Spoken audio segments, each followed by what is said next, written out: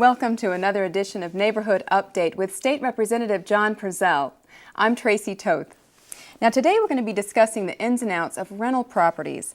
We hope to cover some important information for both landlords and tenants.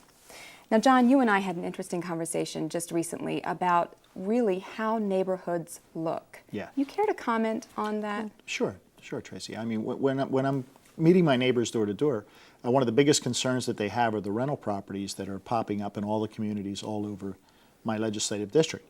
And they're really not, it's not the rental properties themselves, it's the way that people keep the property. A lot of them have the trash out front, they don't cut the lawns, they don't fix their doors, their windows are broken.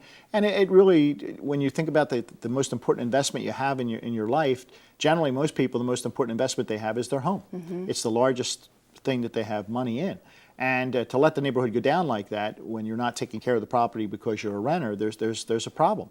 And I'd like to discuss in the next few minutes, what we can do if there is a problem, what we can do if there's somebody not keeping the home up to snuff. Mm-hmm. So it's a management issue then? It's more of a management. It's absentee landlords renting to people, and then the people that are there don't really care about the community. Mm. And that's important. Oh, sure it is.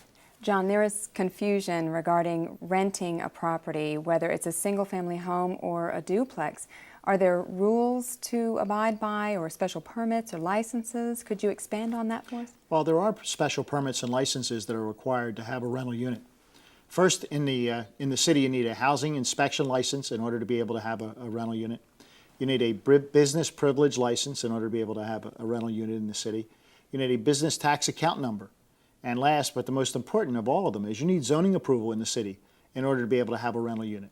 So if you feel that someone in your neighborhood has been renting a property to someone and it doesn't have the proper licenses, then feel free to call 215-331-2600, and we will check it out to make sure that all the proper licenses are applied for and have been granted to that specific rental property. So there's a difference. I can't go out and just purchase a home for myself.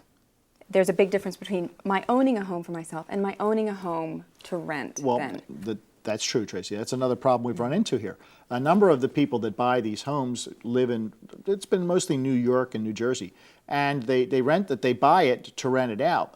But when they bought it, they got a lower interest rate by saying they were going to live there. That's fraud. That is absolute fraud. So if anybody knows of anything like that going on, or a specific piece of property where they're seeing that has occurred, give the office a call at 215-331-2600. We'll have the Attorney General take a look at that to see whether or not that is the case. But it's actually lending fraud. So, I mean, if you bought it saying you were living there and then rent it out to someone else, there's two different rates. If you're going to buy a home and not live in it, then it's a higher interest rate.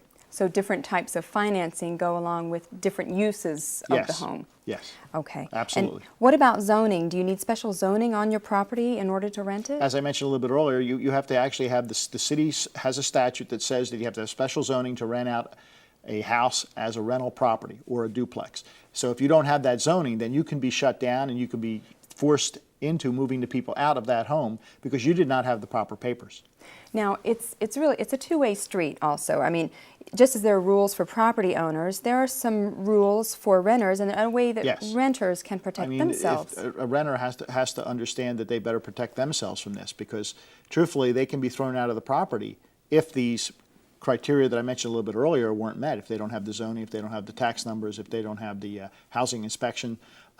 So I think the renters ought to be keeping an eye on themselves too, because they could fall into a trap where they no longer have a place to live. So they should make sure that the landlord has these things before they actually go out and rent. And there are other things that renters can look at, and we have brochures at the office. That's also at the 331-2600 that we can provide for people. Is this one of the brochures? That's one of the brochures that we have, and they're available at the office. Call and we'll send you one, or you can stop by. And truthfully, this is a double-edged sword. If the owner of the properties isn't keeping the properties up properly, then they can be shut down. And also the renter, if the renter isn't making sure that they have the proper papers, they can be put out on the street. So it hurts everyone. So it behooves everybody to make sure they have the actual licenses they need. And neighborhood communities are very in tune with this. They really want to see a change in this, don't they? Yes, they do.